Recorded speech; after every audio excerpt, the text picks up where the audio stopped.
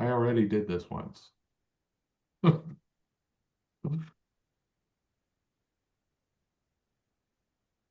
Oh, here we go. I already did this one. Oh, but I'm on it.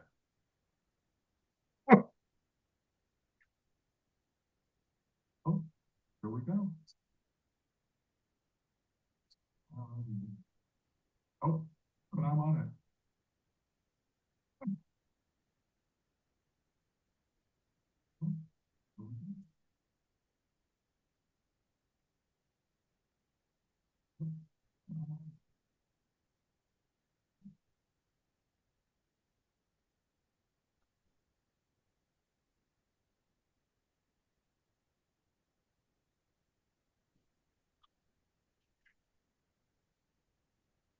Howdy, howdy.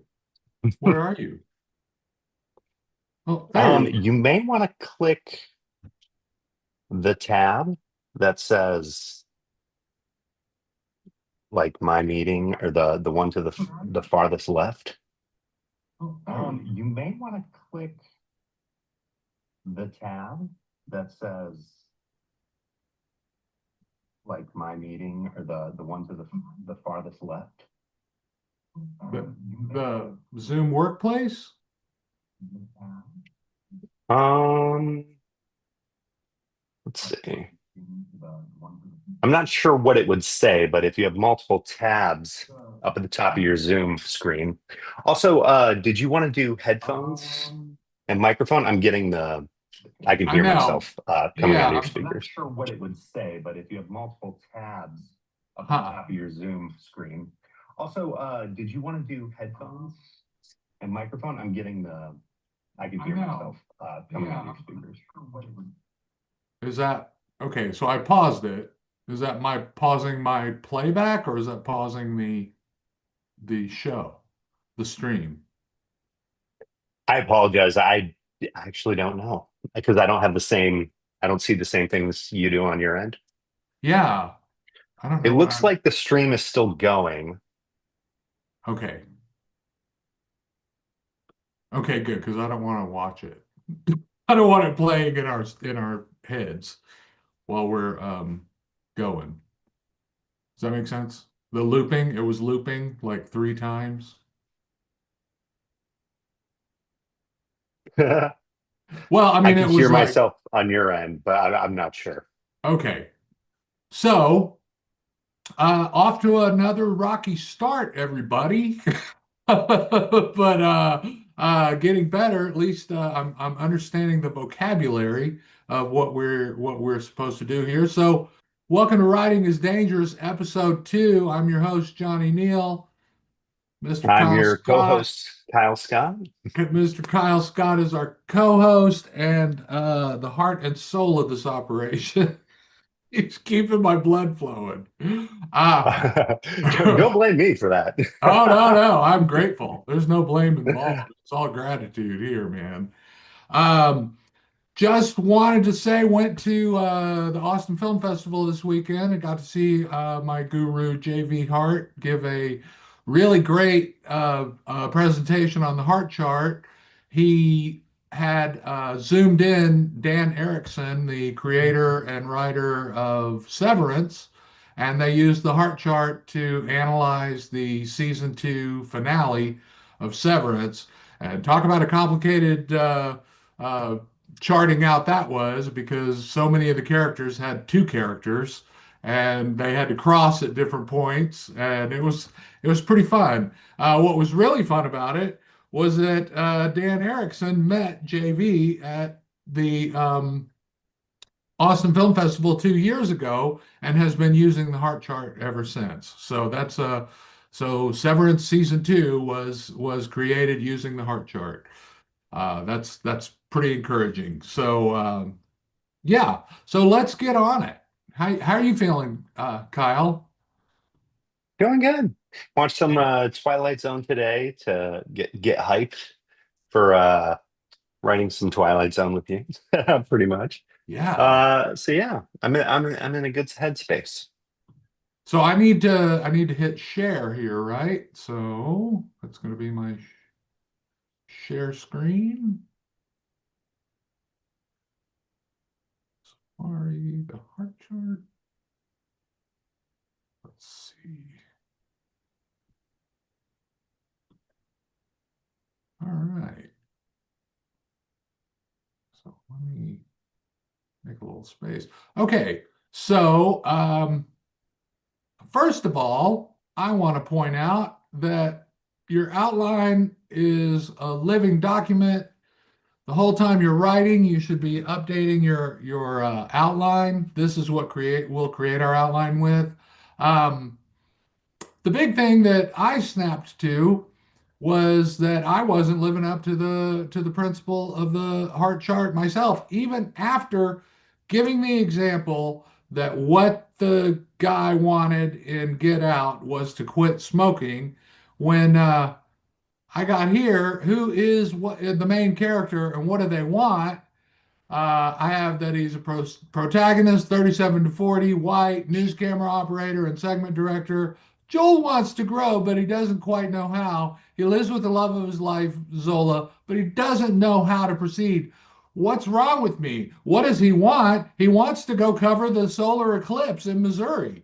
That's what starts this story. That's the thing that he wants. So, haha, gonna make that change now. All this other stuff is part of his pain, part of his makeup, part of his backstory. But what gets the story going is he's in a parking lot loading up his van, waiting on his newsman so that they can drive from Arkansas to Missouri. Why that slipped past me as a motivating uh, uh, step, I don't know. But here we go. I'm writing live.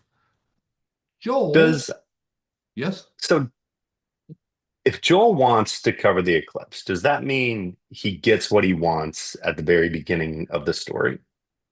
Well, very much. Well, we could generalize that to say, I mean, it's very specific for this story in that he wants to drive to Missouri, but we could generalize that Joel wants to make really good news stories. Joel wants to make the best news stories that he can. Um, so does he get what he wants? Yeah.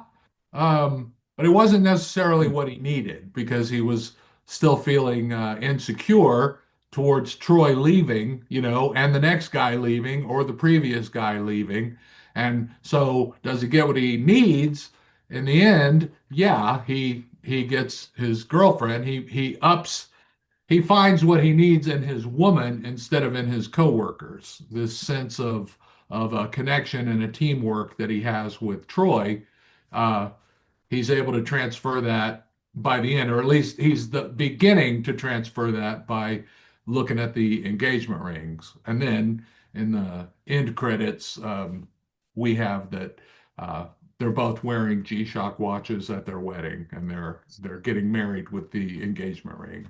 So yeah, he gets. I would say he does. Um, Especially since it's a single episode, it's a short story. It's not an epic movie where you have to kind of wait till the end or you know what I mean? It's yeah. So Joel wants to drive to Missouri to cover a total eclipse. The heart. Overall, Joel wants to deliver good news stories created with his on camera partner.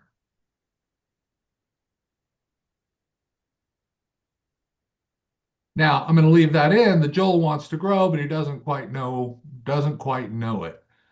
He lives with the love of his life, Lola Z, but he doesn't know how to proceed. So, um, Could I maybe float something to you? And if absolutely. this is uh the wrong time for this in terms of like the process, that's cool. If this is invalid, I also think that's valid. Um, but a thought that I had was if Joel wants like if he's been in relationships before that didn't work out for, whatever reason, maybe didn't want to commit, maybe they wanted to get married, he didn't want to get married. Could it be a situation where he wants to be with this woman and he wants things to work out, but he doesn't want to get married? And at the end, instead of him seeing the wedding ring and then being like, oh, I want to get married now.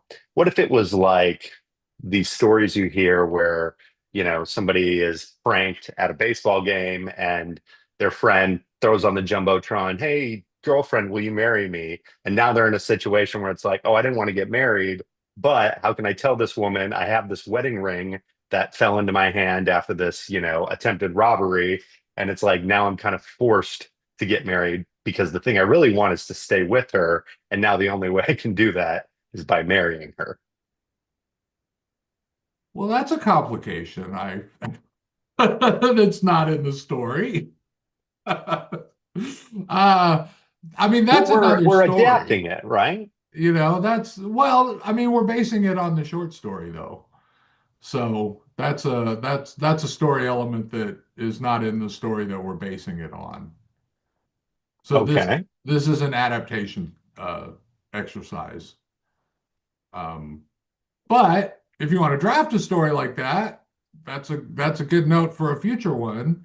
Um, as far as maybe he's been heartbroken before, that would be in his wounds. That would be something that could come up in his wounds. Um, yeah, Yeah, that's I was just, like I said, I was getting in the headspace and the thing about a lot of these really effective episodes of the Twilight Zone is they usually have some type of a I don't want to say twist because yeah, I don't think that's doing it justice. It's more of like kind of a really poetic where the character gets what they want, but the context has changed to where even though they have what they want now, it's not the same as what they wanted at the beginning. It's like, be careful what you wish for, you might just get it. yeah. Okay. I get where you're coming from now. I get it. I get what you're But coming but from I also now. see your point of view. So apologies for derailing us there for a No, moment. no, not at all. Not at all. And all questions are valid and all discussions are warranted. I and that's something to think about. Maybe some kind of a twist. It's the thing is there's only so much real estate, in a half hour. Mhm. There's only so much. Um So feel like the generic example would be like he wants to see the eclipse, but the catch is he, I don't know. Actually, this is literally from the Twilight Zone episode I was talking to you about earlier, but like he goes uh-huh. blind, so he can't see Right. it. You know, Bad example, but kind of where my head's at. Well, I mean, he wants to see the eclipse and he wants to uh, be a good news guy, and then the eclipse kind of grants his wish, but also ends up putting him in danger, like in a sense. But the danger of staring down the robber and getting again in the short story, this doesn't happen, but I've imagined in this, I haven't written it down anywhere, I don't think, but the robber he goes to film the guy with his phone, and the robber shoots the gun out of his hand, or shoots the phone out of his hand, and that's when he realizes, oh shit, I'm actually in this. I don't have a camera between me and the events. And so he interferes, and he swings his music stand and knocks the guy. And then suddenly he's in his life as well. It's like when he goes back out to his car, and then his watch is like, no, you can't go back into your little headspace again. You've done something different. You've stepped out from behind the camera. So it's like, well, what is the rest of this message? And then he sees the wedding rings, and then like, oh, that's what I was sent here for, not for the music stand. Um, but yeah, Yeah, I see what you're saying though. Should there be a second twist within a twist or within a Well, no, I think you complication. just answered the question. I think our ending is he went there looking for the story, aka to get the music stand, and what the watch actually took him to was the wedding rings. Yeah. Yeah. That's why I want them both to be wearing the watches at the end in the wedding pictures at the end. Like just the watch is what made this happen. Like just Ah, okay. like the watch is the best man kind of a thing. The matchmaker of the two. Um, Hmm. I hope it works. I liked I think it works as for what it is. Yeah, I think it works okay, but I'm always happy to add a So twist if we're it's we're not organic. really creating anything here. We are discovering what's already on the page. Yeah, we're adapting. Now, that doesn't mean it's got to be a direct, one-to-one ratio of elements. We can always I'm adding that he's got a phone, but the beats of the story and the payoffs of the story have to kind of match. There are formulas for what constitutes an adaptation and what constitutes a ripoff or an influence in the world of what you can get away with when you make an adaptation. But yeah, this is turning prose into screenwriting is what we're All right, working on here. So cool. um so we got all of these. Um so let's look at Troy. Troy West. Who is Troy West and what does he want? I'm going to say I picture Troy as handsome, late 20s, any race.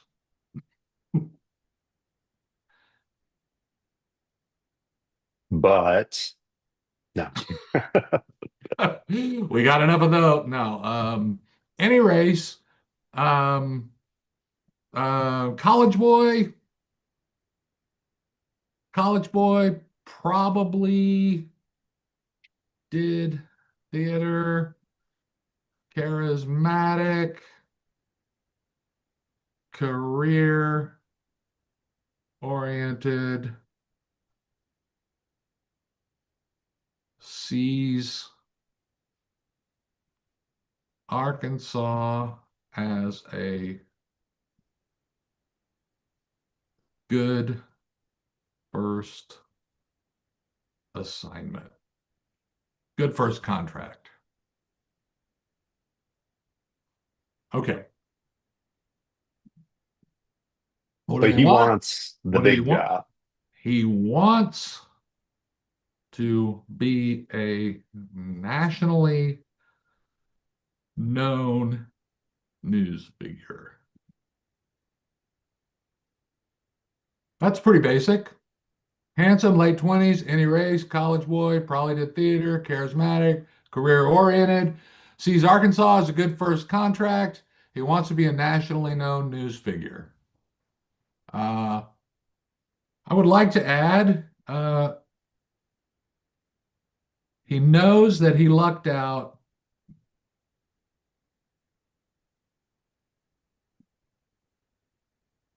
getting assigned to Joel.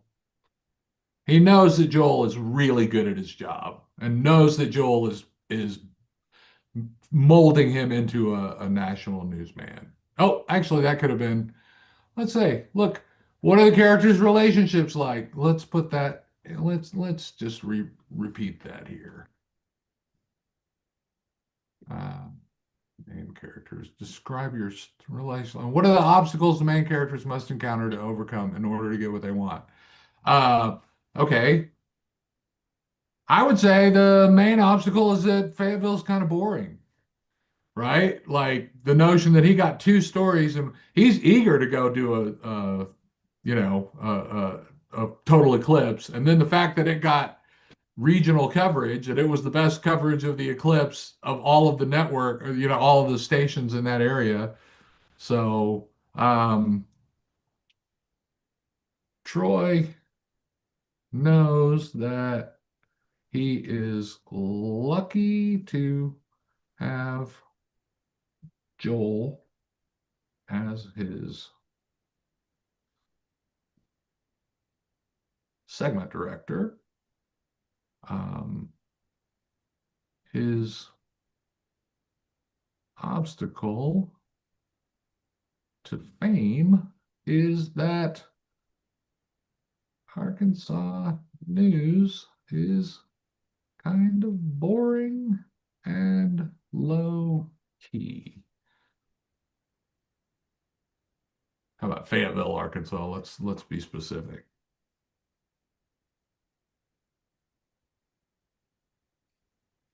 Low key. Um, if he listens to Joel, that's all right. That's enough. In the end, did the main Mhm. characters get what they want? Is it good? Yes. Uh, yes, he has. They have lined up. He's going to deliver one of his stories on Good Morning America or whatever the network is there. So Wake Up America. Um, the main character, or well, Troy is tapped to introduce a news segment on Wake Up America in New York. This is a type of audition for the big leagues.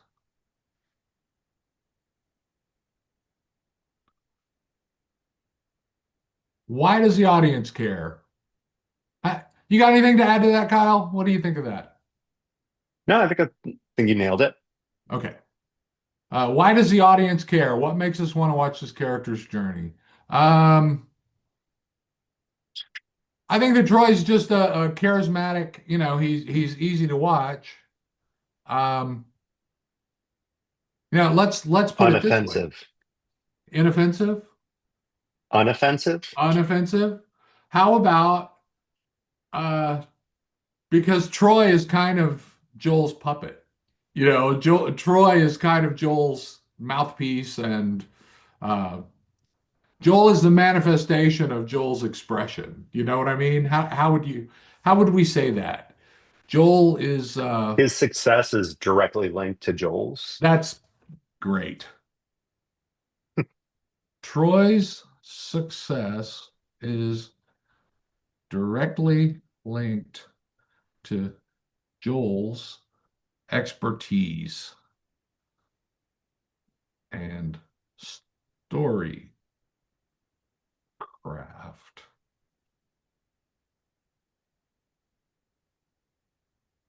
What do my main characters need? How does it differ from what they want? Hint, want material things, ego driven, need, inner desires and conflicts, spiritual.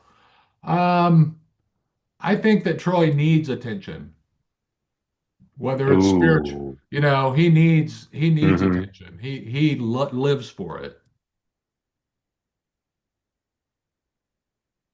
Or maybe he's always had it.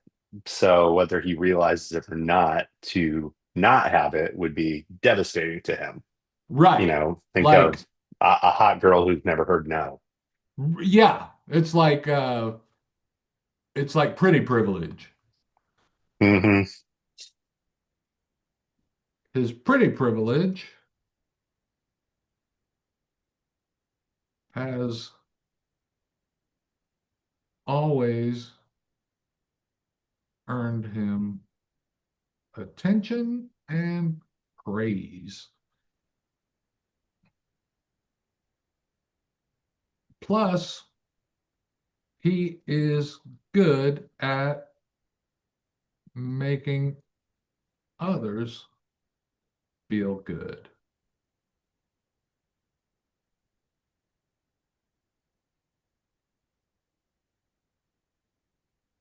Why now? Why is this happening to these characters in this? Well, Troy.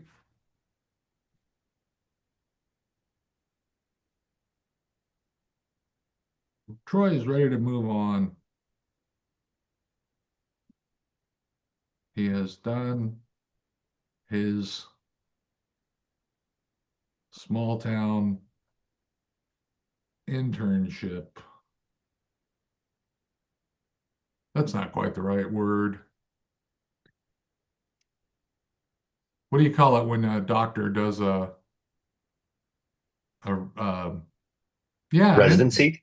a residency? Yeah, let's call it that. He's done his small town residency and wants to expand his audience. Kind of funny, before we got started, I was going to throw my G-Shock on. I figured, yeah, we're talking about G-Shocks. And I actually got a warning on it that I've never seen before. And for a Really? moment, I was like, are you talking to me, G-Shock? Did it say boobs? What does low battery mean? Lobat? Oh no, the Lobats are coming. Oh no. Look, they're so low. Characters, wounds, eggs. I think we can keep Troy a happy-go-lucky dude. I don't think we have to. He's a supporting player. We don't have to go that far. What do you think? I don't think we need to spend a whole lot of time breaking him down. For the purposes of this story, Troy is a reactionary character to Joel, right? Yeah, It's like, in the old Superman movies, they're all just there to talk about Superman. They're, even Luthor is just there to talk about Superman. the original Uh, newsman. the original uh, mild-mannered reporter. Although I will Um, say, I was watching that new James Gunn Superman this week, and I was going through these same questions, but with the Nicholas Holt Lex Luthor. uh-huh. And I gotta say, he pretty much nails all these. Like, he's got plenty of motivation for everything that he does and everything that happens to him in the story. And I feel like at the end, when, he's kind of found out and Nicholas Holt gets those tears going, I'm like, yeah, they earned this. Like, on paper, Yeah, they technically earned this. yeah, yeah. It's a tight script. It's like so many things that you're going, what is this? And then it has a payoff. So many the Even little I watched the How It Should Have Ended, and probably like four things that he mentioned in there. When I rewatched the film, I'm like, oh, actually, there was this like little line of dialogue where he did address, why this certain thing happened this certain way. Yeah. Yeah, I was real surprised. Like the little pocket universe and what I loved about it was the little instead of a super long scroll, it was like one sentence, 2 years ago this happened or Mhm. 2 hours ago this happened. And Yeah. and boom, it was just so nice and quick. Like, this story. We don't have to hmm scroll and tell you a backstory and world building. One of the plot holes for me was how Metamorpho's like, you have to hold my baby. I can't, hold Yeah. him. And I thought he said, I can't hold him and fly around. But what he actually says is, I can't hold him when I change, meaning he could hold him even if he was flying. But if he had to change, like Oh. into acid, like, we see, or into Oh, any okay. other thing, that would hurt the baby. So I was like, oh, interesting. Like, because I definitely missed that first count. Well, that's a good So thing to clarify, like yeah. so do we have a satisfying ending? Troy has a pretty happy ending in the story. Troy's tapped to go to Oh New yeah. York. Um, he even introduces the Lemonade Girls on the national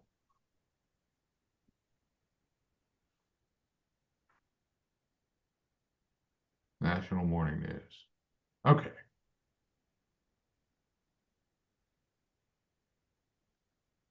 Let's see. Lola. Now here we go. Who is Lola and what does she want?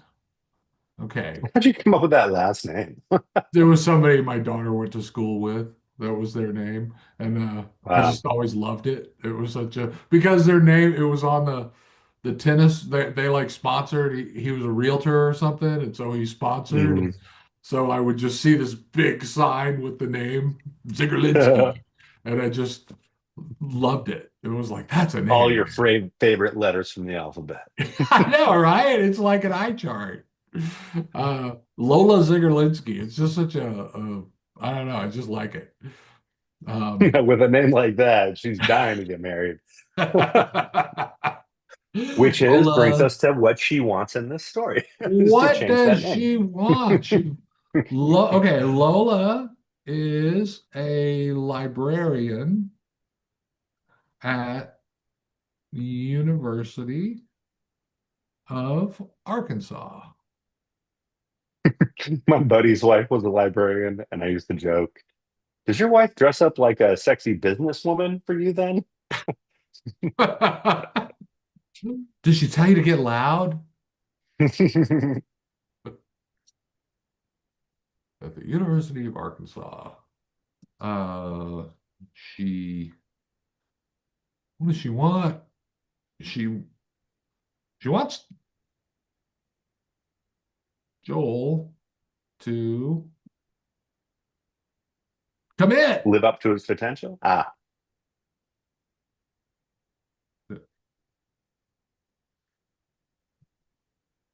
open up to her.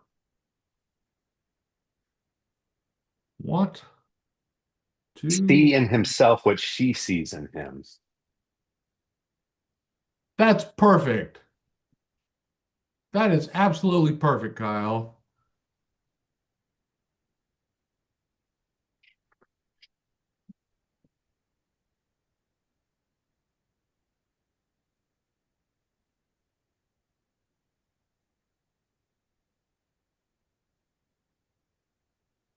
Um, but she doesn't want to scare him away.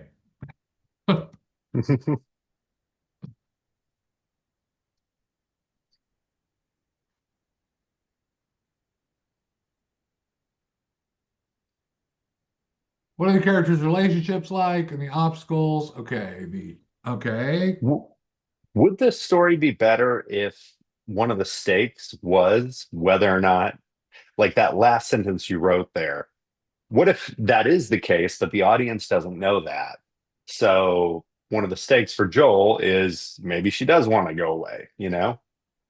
Well, I thought that this is going to be one of the big differences between the story and the screenplay is that when they meet up after with the news crew, I thought that we could get some exposition going with them, like, "Oh, it's so good to meet you, finally," and like, "Oh, so how long have y'all been living together?" And "Oh, you think Joel's gonna pop the question?" Like all these little awkward Hmm. meeting a coworker's girlfriend.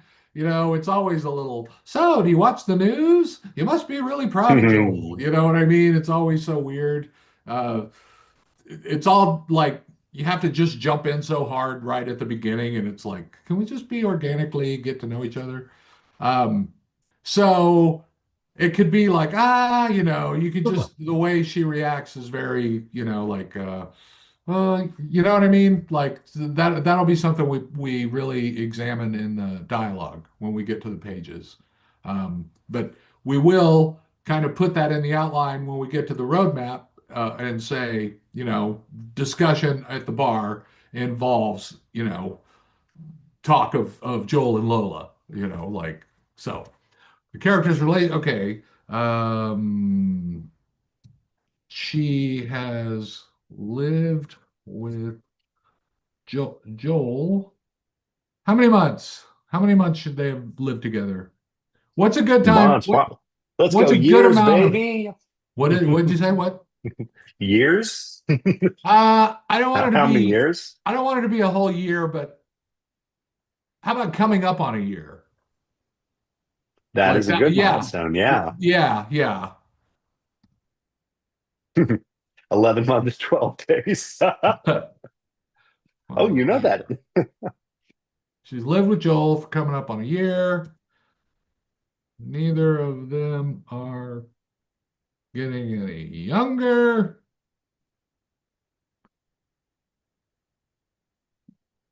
She loves Joel.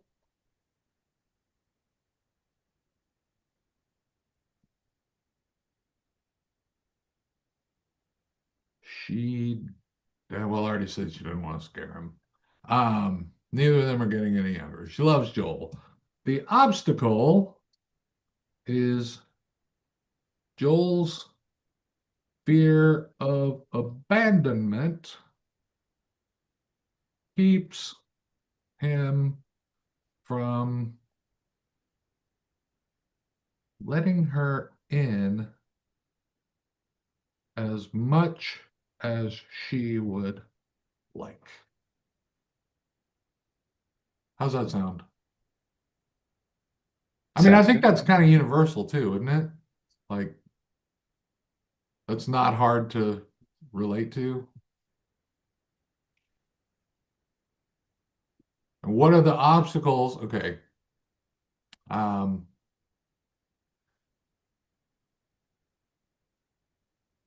okay. She needs to,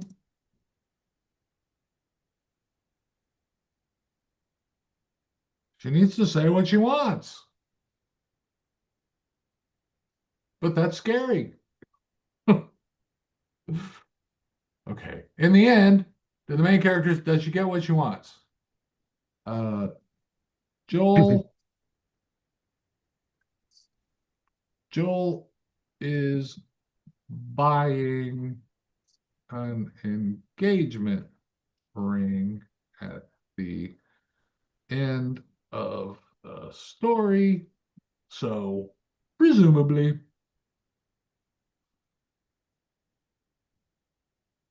um, wedding photos over end credits. Why does the audience care? What makes us want to watch the character's journey? Uh, it's a happy ending. You get a happy ending. You kind of get a happy ending out of nowhere.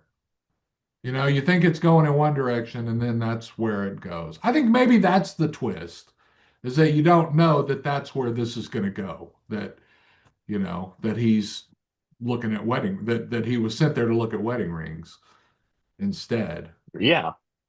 Yeah. So why does the audience care? Um, the twist of the story is that the watch sent Joel to look at wedding rings at the pawn shop, not the music stand he was so excited to find. It only took getting shot at to reevaluate what is important. Ha! Main characters need, it's different what they want. Bonus questions. What does she need? Um, she needs Joel to open up. Joel to have faith in their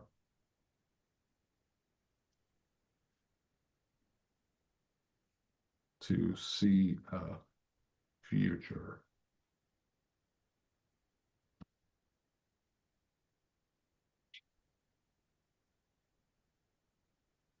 relationship and himself.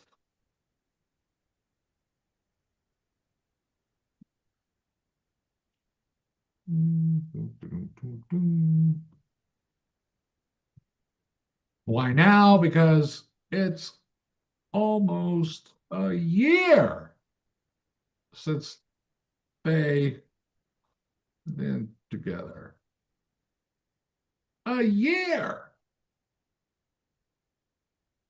One of the main characters' wounds, aches. Uh, I don't know. What is it? Jeopardy. What is the main character's wounds, aches? She's afraid. Uh,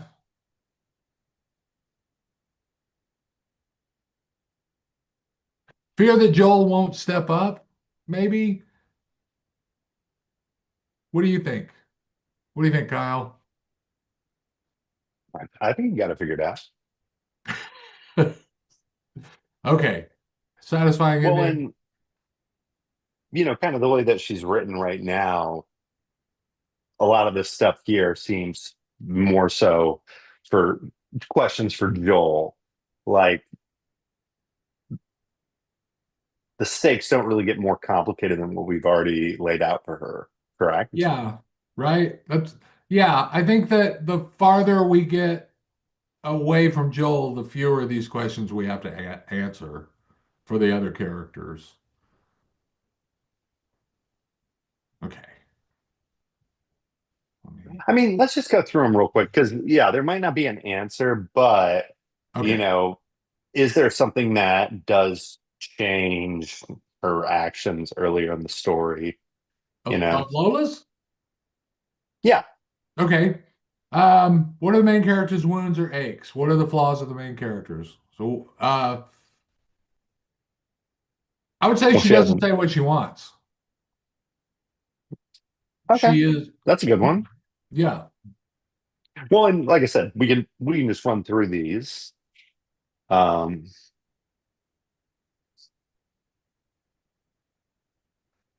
What is Jeopardy? Um, the relationship could falter if it doesn't grow.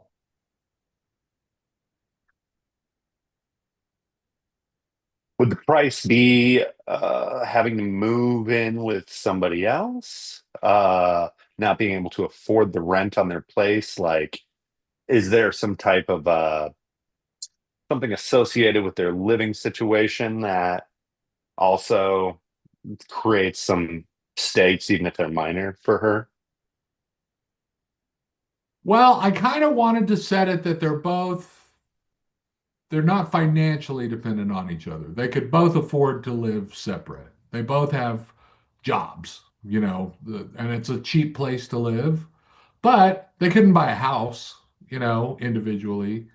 Um, that's, part of the expanding. Um, but they're not living together because they can't afford not to live together. Like at this point, they haven't bought a house. So They don't live in Austin. they don't, they live in Arkansas. What do the characters fear most? What shuts them down emotionally? What breaks them into a sweat? Um, I think she's cool. I think I don't know. I mean, fear of growing old alone, but I mean, isn't that everybody's? Well, maybe it's not fear of growing old. Maybe it's fear of having to date again. Put Oh, herself that's out there. good. That's good. I haven't done that in so long, it never occurs to me. You're still you're still a It's rookie. like, yeah, that's one of the things I think of. Is like, I'm thankful because I don't have to do that grind anymore. Man, Get good at pretending I'm not disappointed.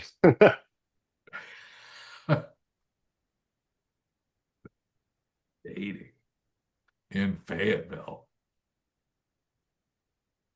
That's great. Satisfying ending? Yeah, I think so. Yes, Joel proposes. They have wedding pictures over the credits. All right. Okay. Yeah, that was quick. Um, Lemonade Girl, who, what do you say, 10? Age 10? Yeah, any younger than it, she's probably gonna have a parent with her as well. Yeah, I just had him as lady. 10-year-old girl sells lemonade at her stand. Um, well, okay, just wants 10-year-old girl wants to sell lemonade.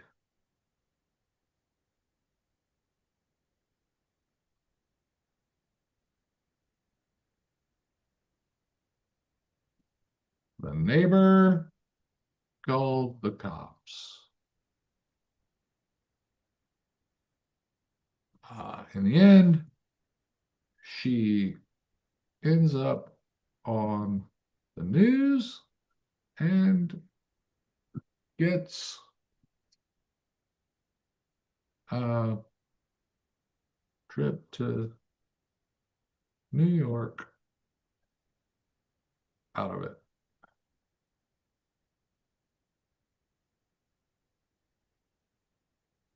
She's cute. Why do we care? She's cute. She's a cute kid. She's a cute kid. The story has Norman Rockwell. It's like Act Two has cute kids. Act Three has a pawn shop robbery.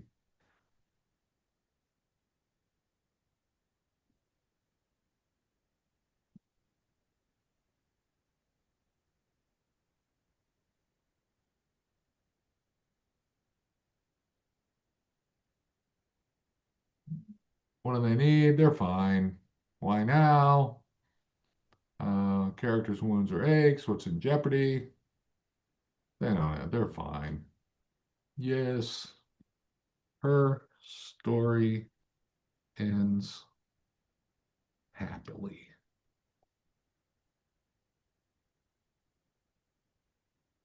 Let's say,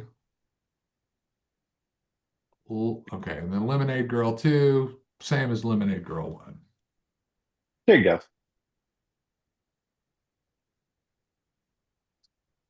Goral. What's your favorite Twilight Zone? You know, I watched some good ones today because I've just been going through like people's top 10 lists. I haven't gotten back to the one that was like, I remember there being an episode with a ATM machine that's like actually an automatic time machine. Um, but I can't find it. And I'm Oh, like, was that Twilight Zone? Was that Outer Limits? Was that something else? I saw yeah, it entirely. doesn't sound, I don't Um, remember that at all from the yeah, Twilight so I'm Zone. And I like, feel oh, like I've maybe, probably seen them all. yeah. Still going through, but I think I really love, I think it's called A Monster Comes to Maple Street, Yeah, the monsters are where due on Maple Street. yeah, um, it's it's it's such a timeless story because it's about people, you know, being paranoid and turning on each other and over something that really is kind of inconsequential, just losing your electricity, and then your cars won't Right. start. And then now you're ready to like kill your neighbor and like torch their house. All along, you see the hand of the puppets that are pulling the strings. And it's like now in modern days, we have remote start, we have the ability to like turn the meter off. Like that is very easy to do now. So it makes you realize taking today's technology into the past, how easily you could manipulate people and how we are probably being manipulated right now, whether we want to admit it or not, and you know, countless ways. It always gets me how, you know, I think it's the best TV show ever. We're still talking about it, and they're still Hmm. contemporary, they still land. It just amazes me how, you just and nobody's ever been able to replicate the show itself. They can try, but there have been at least three Twilight Zone reboots in my adult life, and none of them have ever quite done any. They've had their little moments, but This was Rod I do like Serling. that Adam Scott airplane episode of the latest one It's where so he's listening to the long. podcast. Yeah. But that's so weird. That one's like, it's so long and it's just, I don't know. So Chandru owns, I will works give you at that. It Cash is US long. Yeah. Pawn. He wants to run a good business and not be robbed. I mean, I think that other people can, I think it's okay to try, but it's like you're just never gonna be Rod Serling. You're just not gonna beat his vision. I also think a lot of the credit for that show really needs to go to some of the material he adapted for the Oh, show. sure. All the different Yeah. short story authors and material. And I think that goes back to like, dude had great taste Oh, and yeah. like, could really Yeah. recognize what worked. Um, yeah, it's such a talent. Austin Kleon has a series of books. The first one is Steal Like an Artist. And yeah, I feel like the kind of the adapting those stories falls into like everything he talks about in his books. Yeah. He was a fascinating guy. He was a Golden Gloves boxer. He was an airborne soldier. He, fought in World War II. He, yeah, he's the man. He's really, uh, he's my favorite writer, my most influential worldview, influential writer.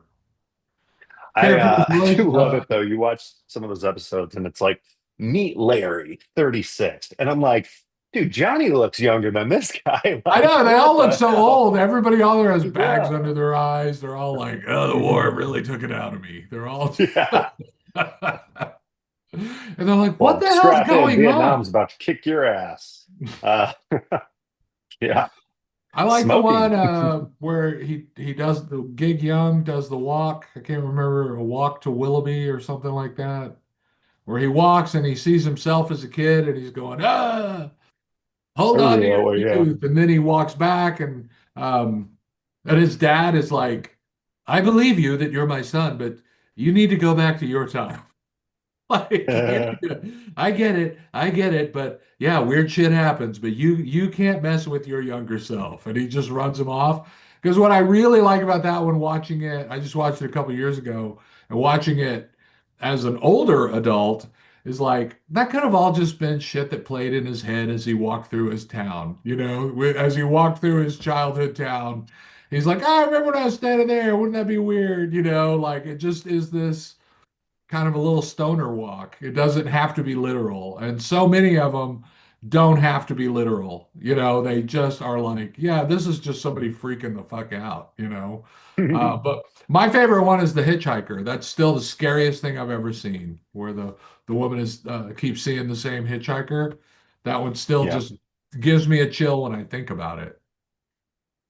Um, Yeah. There was a show,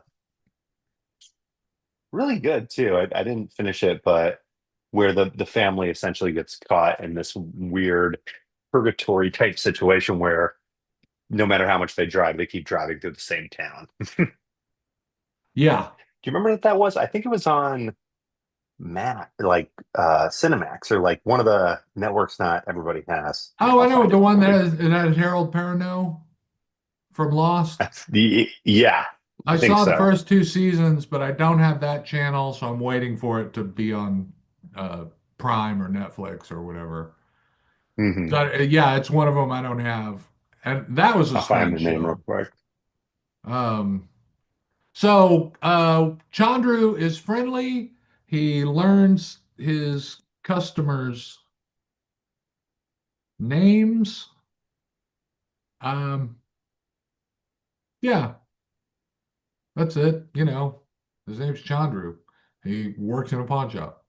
In the end, does he get what he wants? Well, he doesn't get killed by the robber.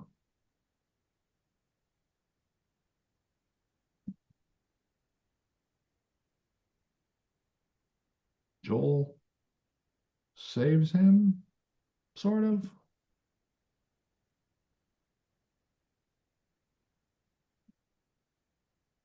in that we don't know what would have happened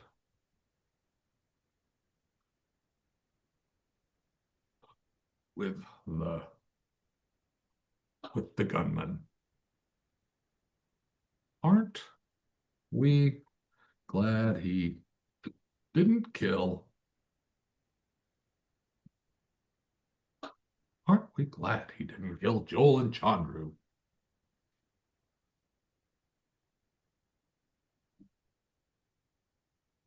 Okay, bonus questions. Does the audience care? Oh, it's not much of a journey. Um, that's all tied in with Joel.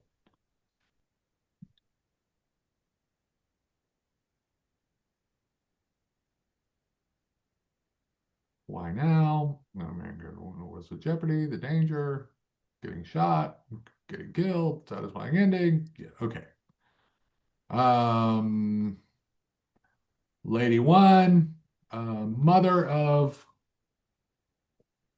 Lemonade Girl.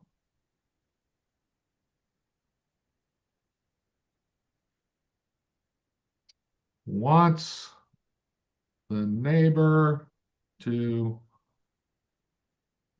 leave her kid alone. Found the name of that show. What is it? It's called From. From? Yeah. What a terrible title. Yeah, don't. As illustrated by that IMDb search that took way longer than I normally Right, take. from. Because I knew that it was something dumb like that, and even that didn't spring to mind. Lady two wants lemonade girls to stop selling lemonade. Oh shit, there was a true crime Netflix documentary that came out in the past couple weeks, kind of around this wild case in Florida that surrounded like the standard ground laws they have down there about a woman who had, Oh, yeah, children I of heard color about playing in that. a frame. Oh yeah, this thing is heartbreaking. Yeah, yeah, I don't want to watch it. Yeah, Like, they get the oh, woman in the end though. That's the wildest part of the story is that they actually put her in jail. ugh, But good for thankfully her. she, I mean, not thankfully, they just had so much damning evidence of her. It's like I don't see how any jury could just see how much this woman was terrorizing these kids and be like, oh yeah, she was trying to defend herself. Yeah, I just don't get it. Does does not want Troy to make a big deal out of this lemonade incident.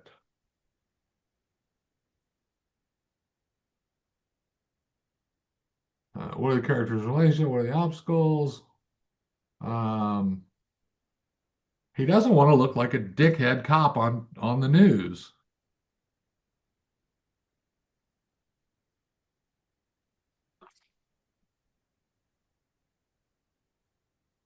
right? I mean, isn't that reasonable? It's like, Troy, go on.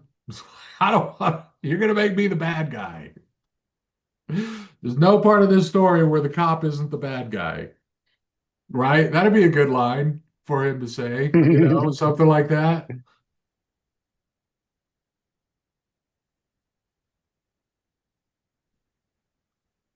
Right, where-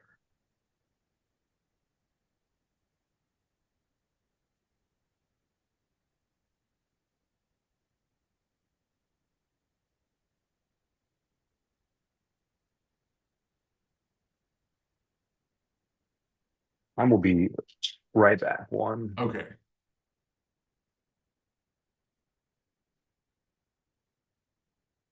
Anchorman. Um,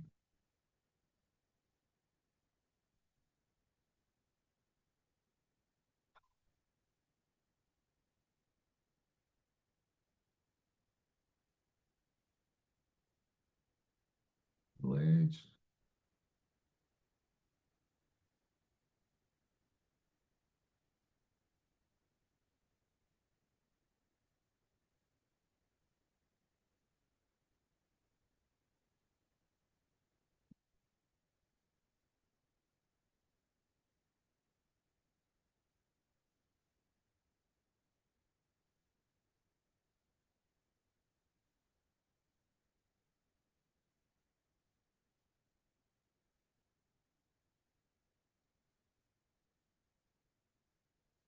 Probably white.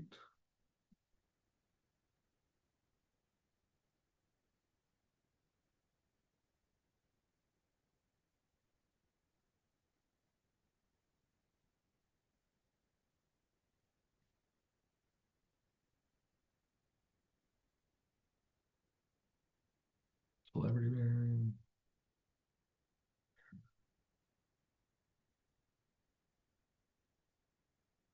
Always perfect. So the three questions for the Anchorman: middle age, could be a woman, probably white. Celebrity bearing, has a celebrity bearing, carries himself with a celebrity bearing. Hair is always perfect. Um, what do they want? They want to be watched. They want ratings. They are very happy with Joel's viewer friendly stories and the popularity of Troy.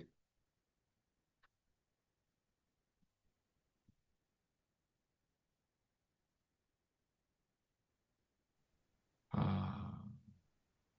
So I said, I'm on the Anchorman, not necessarily even an Anchorman, could be an anchor woman. Middle age, could be a woman, probably white. Celebrity bearing. They carry themselves with celebrity bearing. Hair always perfect. They want ratings. They're very happy with Joel's viewer-friendly stories and the popularity of Troy. Um, very friendly, but in charge at the same time. Um, I would say the anchor is kind of the boss of the crew of the yeah. Well, what would you the anchor? Do you know anything about news? I've seen Groundhog's Day a bunch. So so the anchor is not he's like the boss of the talent, but not necessarily of the show. Is kind of how I see it. Like the producer is the boss of the show, right? But they sure, I mean, an anchorman is not the same as David Letterman, like it's not the same as a host of a show, but they do have a little more bearing. I mean, they're definitely senior and they're the one whose picture is on the bus, kind of a thing. So, boss of the on air talent, kind of the boss of the on air talent sets the tone of the broadcast. Um, yeah, friendly. The obstacles again. Fayetteville is kind of boring. Local news is not a big deal.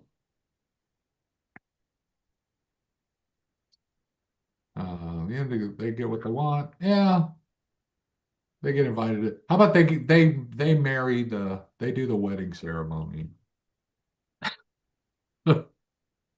Mhm.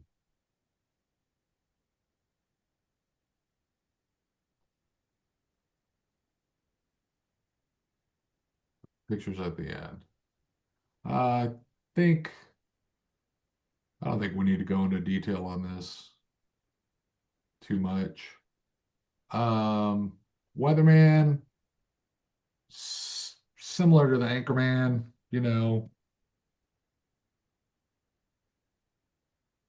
same as the Anchorman, pretty much, but with weather. Um, Probably an ethnic character. I don't want to say that out loud. Um, oh wait, this is live.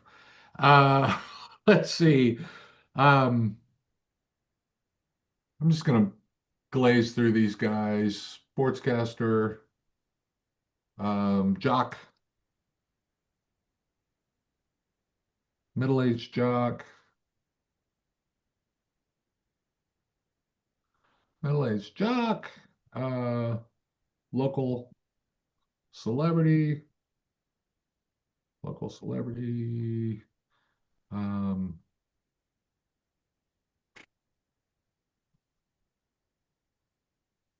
yeah. Um,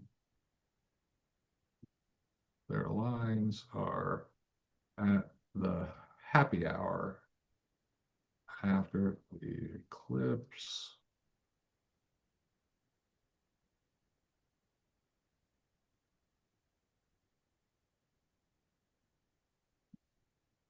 Good guy, not a bully, but sports brained.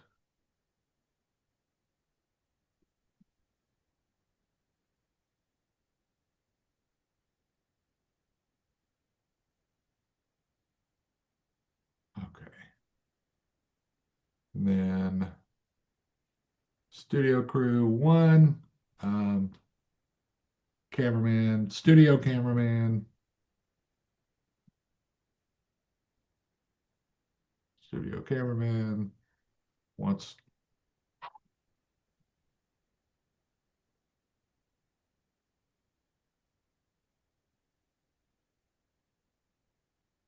wants to produce a good show.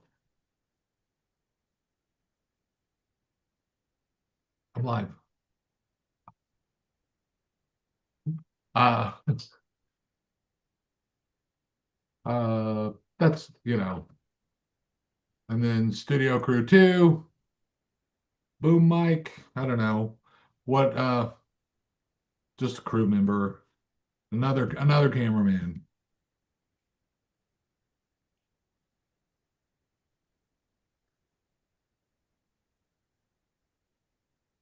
another cameraman. Same. All right. I think, I think that pretty much informs. That's all. That's everybody that I can think of that was in the story. If we come up with anybody else, we'll have to put them in there. We'll write them into the outline. That's fine. Again, the outline is just as much of a living document as as the script. So I'm gonna create a document out of this. Once you get done, you generate document, and it'll give you a report that gives you nice big, big bold headlines and tells you what's going on there. So let me signposts. So below are the signposts offered in our default template, developed and revised over many years by screenwriter J.V. Hart. But remember, signposts are not a formula and can differ in every script. They are simply tools to help you drive your story forward without getting lost. So, set the world. Let the audience meet your main characters and live in their world for a few minutes. Size them up, empathize, worry, care a bit. This is what your main characters are doing the day before the movie starts. Often about 15% of the story. Now, this is a big deal because I got feedback from script readers that would say in the pilot that I wrote, that would say you need to get to the incident. You need to get to the inciting incident quicker. And I like on page one, you need to get to the inciting incident on page one. And one of the things that JV brought up this at the at his presentation at Austin Film Festival this weekend was that is the trait. If you just jump right into action, you're writing an action-oriented story. And the problem with that is that you get to the end and you don't really care what happened. You don't care, what happened to any of the characters because you never really got to know the characters before their world started blowing apart. If you have to have some kind of contrast to who they were and what they are running the risk of losing or uh, failing at. If you don't, then there's really no jeopardy and there's no payoff either because who cares what they get if you don't know them anyway. So um, I think that you should always spend a couple of pages. In this story, we have the drive to Arkansas. So they have their little talk on the drive to Arkansas. Now, in this, that could be a time Troy could ask him about Lola. Like when we get to writing the pages, that's where it's really going to be fun. Okay, so how do we get this information that my third person omniscient narrator just laid out like, oh, they've been living together for so long. Now it could be Troy saying, yeah, do you have to leave early? Did you wake up your girlfriend? Or, how long y'all been living together now anyway? Like, it would be funny. It would, you know, look, this is live. If he moved in with Lola about the same time that Troy came around. So Troy is kind of like, I'm coming up on a year, man. I'm coming up on a year. And he's like, yeah, we're coming up on a year living together. Like both of them are kind of having, where Troy is like, I want more, and Joel's kind of like, I don't know, it's pretty cool how it is, but both of them have this 1 year ticking clock going. Joel has no sense of urgency about it because he kind of is afraid of it. And Troy is just chomping at the bit for something bigger. So that'll be the kind of thing of personality building that we can get into when we're writing the pages. But that had we not outlined, that wouldn't have occurred to me to think of, what Troy wants, that Troy's ready to move along. So let's see what if JV's. Sign. Yeah. Begin with to set the world. Let's spend some time with your main character. Let the audience know who they are, what their desires are, what their wants are, what kind of place they live in, what they're up against. And I like to think of it as what was my main character doing before the story started, before the movie started, before the series started. Set the world. Nice. So, what I wrote before, based on the story, Joel Kittredge, 38, coiled and compact, lives in Fayetteville, Arkansas. He is a news cameraman segment director. His reporter is Troy West, a classically handsome, charming young man. Troy has put his career in Joel's hands. Joel has a history of making stars out of reporters. The story is behind the scenes of local news with a variety of visual textures between video news segment footage intercut with real-world footage of the stories being filmed. So new opportunity. Let's hear what your main character gets a new opportunity that will change the course of their life. What they do with that opportunity determines the course of the rest of your story. New opportunity. Something is going to happen to your main character that they were not expecting to happen the day before, or even when the morning they got up. Whatever this new opportunity is, it opens a desire in them that they may have forgotten about or didn't have or haven't addressed in a long time or is brand new. And that desire is what's going to propel them through the rest of the story. New opportunity. All right. What I wrote, August 22nd, 2017. The story begins with Joel and Troy taking the news van on a pre-dawn road trip to Missouri to do a story on the total eclipse. Throughout this section, the visuals cut to Joel's Casio G-Shock solar-powered watch. Joel and Troy can explain the mission as they finish packing the van. So that's a little note to the dialogue. Joel and Troy can explain the mission as they finish packing the van. Exposition on drive time, destination, eclipse time, a real beat the clock situation. So their dialogue, they lay out what's going to happen, why they're there, why it's so early. They arrive at the Katy Depot to an eclectic crowd and an army of news vans. During the totality, Joel hits the stopwatch function of his watch. The watch numbers flicker and the screen goes solid black. Joel looks at the sun without his piece of welding glass, glance and away. He looks at the mesmerized crowd and everyone is spellbound Neanderthal, including himself. He blinks and it's back to normal. Troy drives back while Joel edits the footage in the back of the van on his laptop. Joel discovers that his watch is fried. They arrive in time to get the segment on the 5 o'clock news, and the segment is fantastic. The news crew goes to the bar to celebrate, and the station manager calls to tell them that their segment was going national on the 10 o'clock broadcast and the national morning show in New York. Note, dig up some cool pagan Crowley total eclipse quotes for Joel to give Troy to add a mystical element to the entire affair. Something about how this extremely rare event is a god level. So not only do I kind of break down there, it sounds a little crammed, but I make notes to myself about what to put in the dialogue. I'm not just retelling the story in another sentence, but it's like, okay, this is the place where we can work on expanding the story from a story to a screenplay. So that's a thing that is, an outline is good for. Is it's just a good way to make notes to yourself to what you need to follow on and what you need to create with. So, second opportunity. By the way, a lot of people will call the first opportunity the inciting incident. That's the thing that changes things. JV doesn't like that phrase.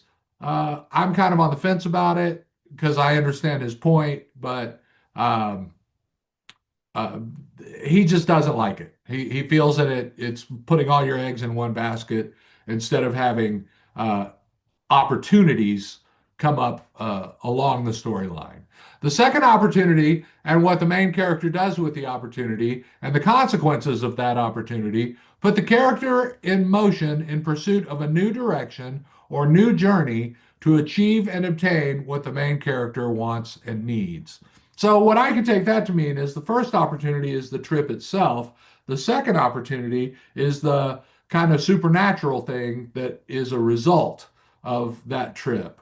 But you still have to take them out of their original comfort zone, of their original, something has to happen. It has to be somewhat propulsive, at least for me. Second opportunity, and most important, the second opportunity sets your main character on the journey that they're going to take.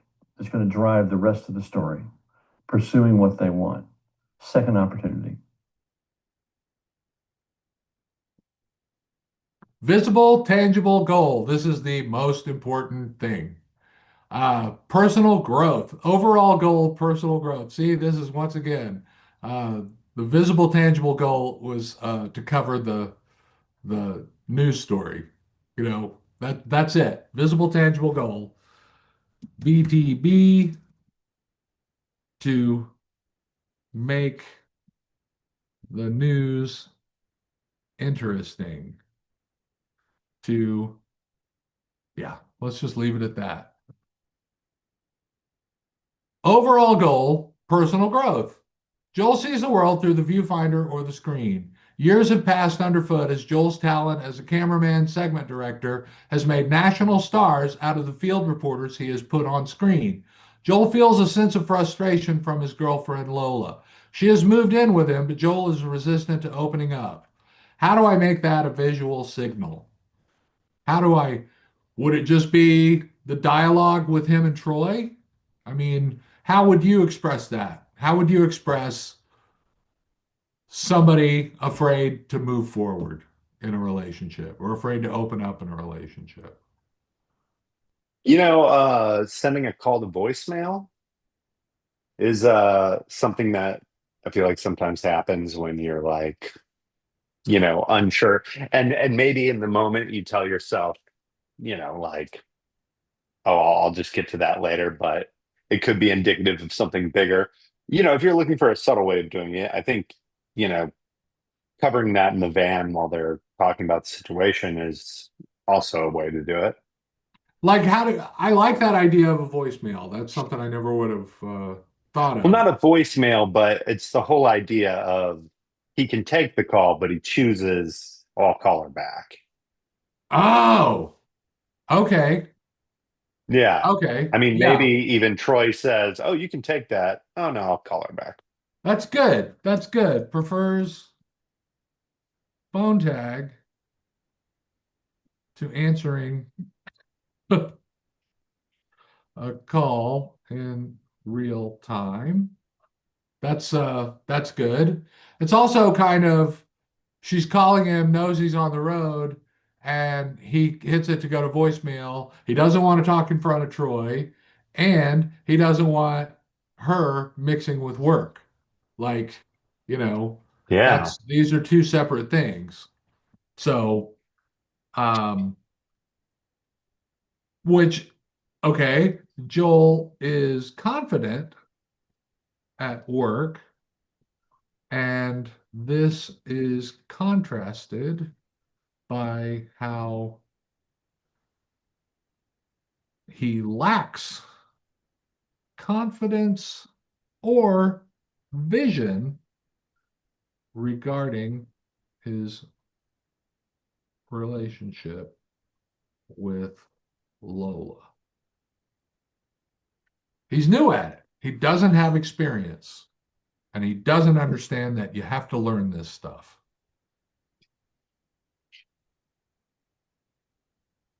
I think that's good for now, right?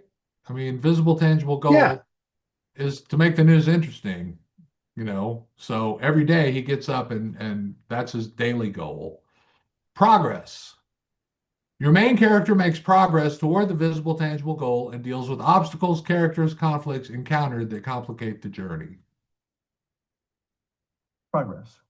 Something positive that you took from your obstacles and you took from your relationships that your character achieves. Small plateau, baby step, mini victory, progress. Make sure that you give your characters progress towards that goal. He talked about this. This is, yeah, the Cinderella moment. Progress and Cinderella moments. You have to have, it can't just be everything sucks, like, and then at the end it's all okay. There has to be moments that the audience is like, yes, good for you, to make you to root for the guy, uh, or woman. You know what I'm saying? Like, you can't just have struggle. There has to be an advance. It moves the story along, it moves your characters along. Progress. In the morning, Joel's watch spells out boobs in block LCD letters. Joel sees this, looks at Lola asleep, and her shirt is up over her breasts. Joel smiles. Thanks, watch. Joel and Troy cover a story about a used car lot with shattered windshields. The culprit had his car repossessed and got drunk. They identified him from the surveillance while the news crew was filming. It bummed the two out. A comment on unemployment and a small town lack of anonymity. That's the kind of thing Joel doesn't like to cover. They leave feeling mopey when Joel's watch says left. They turn into a neighborhood and run across a conflict between neighbors about a lemonade stand. Cops are there. It's a neighborhood conflict segment chunk of gold. New York calls and wants Troy to fly up overnight to introduce the segment on the next day's daily show, an on-air audition. So that is progress. Joel is delivering news. He's making a star out of Troy. Troy is getting what he wants. He's not making any progress with Zola or Lola. So let's see. Setback. Something pushes your main character away from the visible, tangible goal.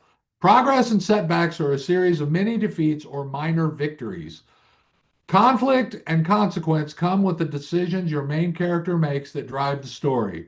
There can be a number of short signposts for these, often 25 to 50% of your story. So that's a big deal. A quarter to a half of your story should be dedicated to this setback. Setback. Something that happens to your character that pushes them back further away from that goal. Something that is taken away from them. Something they fail at. A mini defeat. Setback. I'm going to say the setback. Okay, emotional setback. This is what I wrote before. Emotional setback, maybe. Troy is being poached, getting the tap on the shoulder by a big city morning show as a co host. That is what Joel does. He makes reporters look good and their careers take off while he stays behind. He worked for a big Miami station and was a hired hand cameraman with no creative control, and he was underpaid. Joel likes living in Fayetteville, but the rotation of handsome young reporters has made him feel old and triggered an uneasy, inarticulated fear of abandonment.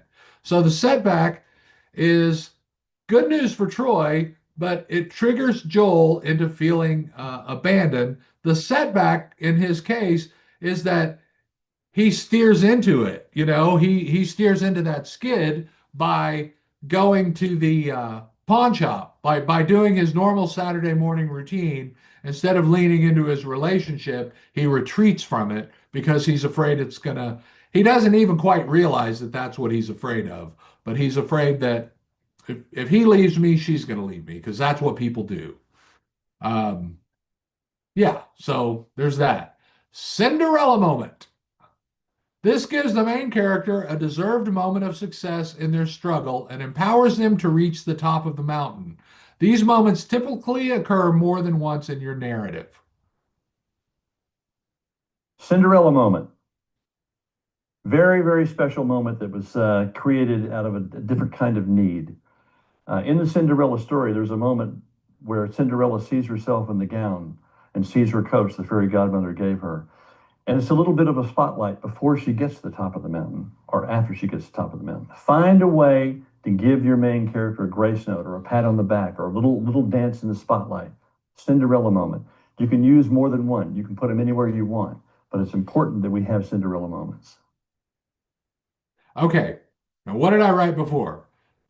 Perhaps Joel runs into someone at the coffee shop who asks about Lola. Joel explains how he needs his me time on Saturdays from when he always lived with roommates and in co ops. They point out that this was 13 years ago. Good opportunity for Joel to have a monologue where he listens to himself explain his tendency to self isolate. But guess what? That's not a Cinderella moment. The Cinderella moment is getting the calls from New York. It's getting this validation that his news stories are going so well that it's Troy getting this audition. It's everybody. He gets Cinderella moments. He has one big setback and then two big Cinderella moments, I would say. So let me add that here. Uh, the Cinderella moments are the success of the news stories and the attention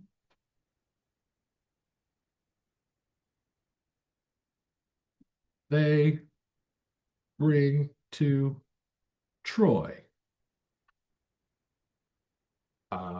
Just gonna leave that there. Okay, top of the mountain. This might sound silly, but I'm gonna say the top of the mountain might be finding the music stand. If you're drawing a picture of your movie, top of the mountain is typically near the center point of your narrative story. Okay, well, that's not it then. The highest point you have reached. Your main character has made progress toward their goal and realized a major, minor. Actually, finding the music stand is a Cinderella moment in the middle of a kind of a dark moment. Like he's yeah, over an obstacle, realize a major minor victory over some obstacle. Everything seems to be going according to plan. Your main character appears to be advancing toward their goal and what they want. There is a false sense of security as they reach a major summit. Now they must spend the rest of the story trying not to fall down the mountain. By building progress and setback, your journey is to climb towards the top of the mountain, which is the center of your narrative. Top of the mountain, to me, is important in all narrative. It's the peak. It is the place in the center of your narrative where your main characters have achieved what we think is their goal, or they've been given a pat on the back, something great has happened to them. It's almost like they have a spotlight on them for the first time. There's hope that they're going to achieve and get us to the end of the story. Okay. I think that tracks. I'm going to say finding the music stand in the pawn shop is a big deal for Joel. He thinks the watch sent him there for the music stand.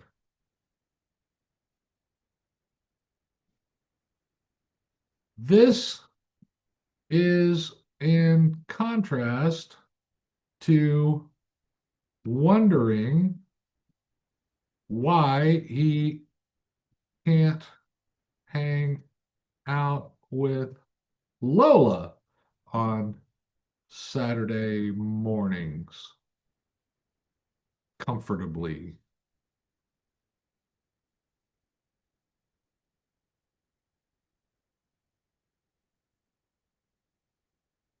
Point of no return. As your main character progresses to the visible, tangible goal, there comes a point where a decision, an action, or an event occurs from which there is no turning back. It is too late to start over.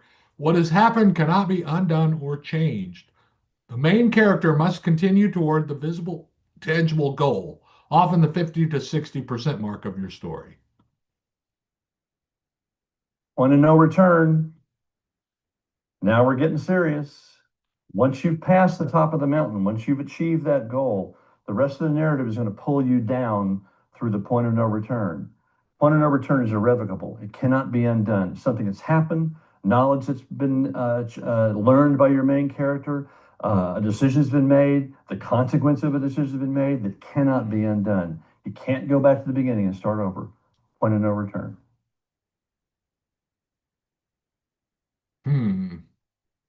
So, point of no return to me, Joel. Okay, I put this under resurrection opportunity. Let's let's see what resurrection opportunity is. After your main character is crashed and burned and all is lost, you have a choice to make. Do you leave your main character in flames on the desert floor, never to reach their goal, or do you give them a resurrection opportunity, a chance to get back on their feet and complete their journey?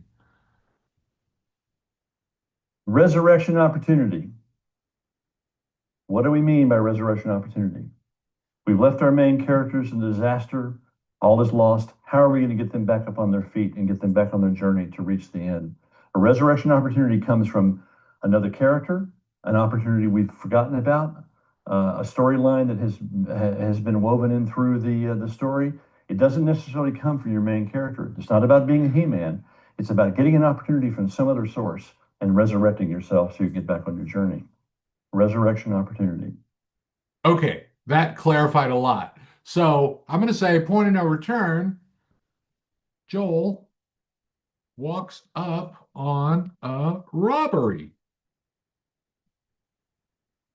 He starts filming it with his phone. Plan falls apart. Your main character has faced a series of apparent defeats in order to achieve their goal. And just when it seems that all is going to work out, the hero hits the wall. The rug is pulled out. The plan falls apart. Your hero is down a hole or up that infamous creek with seemingly no way to reach their goal that their desire line has compelled them to seek.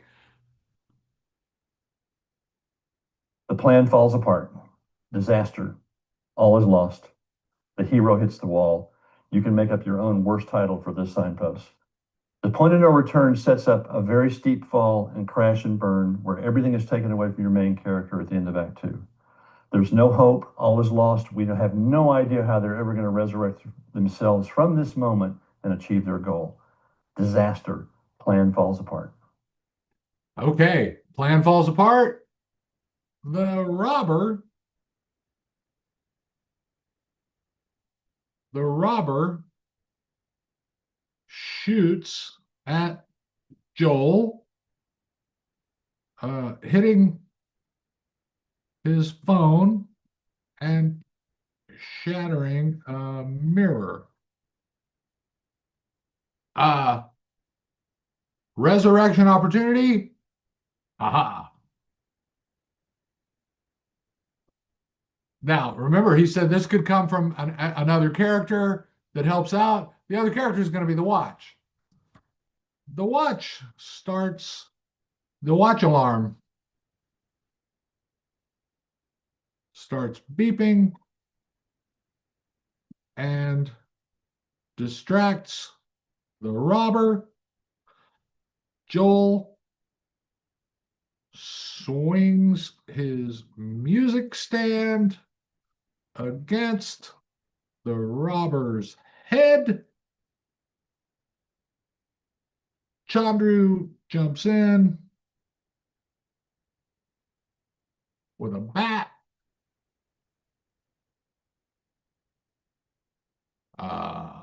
Okay. Joel walks up to the register with his music stand. Chandru is being robbed at gunpoint. He walks up as if he is covering a news story. He takes out his phone and snakes up close. This startles the robber, who turns and fires his gun.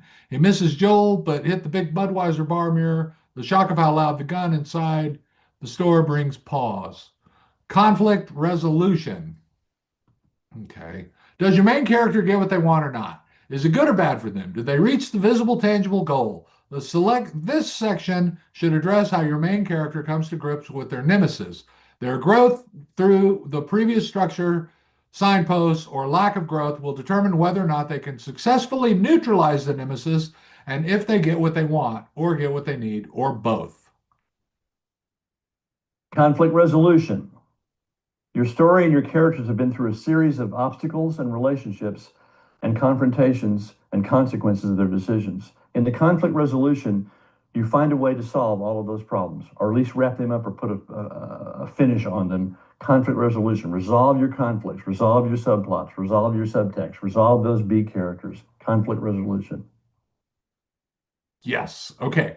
So I've already said that. Okay. Chandra jumps in with a bat. Conflict resolution. Let's I don't want to erase anything out of the blocks that I put in, and I know I want to wrap this up in the next couple of minutes. I like how you've been doing it where you leave the previous statements below. Yeah, I never take anything out of an outline. It's like all of this is I put it in there for a reason. You know, if I gotta pick at it like a seagull, then that's what it's good to know that it's there. So the conflict resolution, okay, Joel and Chandru neutralize the robber. The cops come to take him away.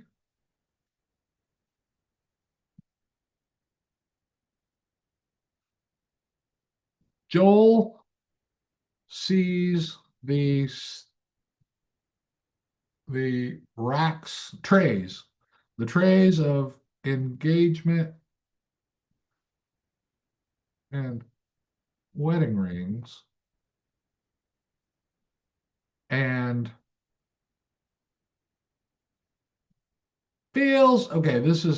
You shouldn't say what somebody feels, right? But in an outline, you can say what somebody feels because then when you put it into the text, you can figure out how to express what this internal state.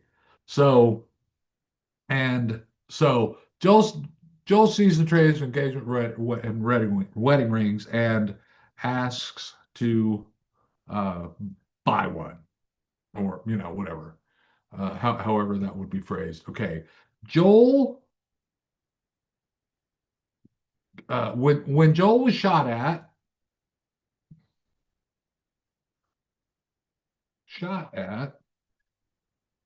he shot at and lost his phone.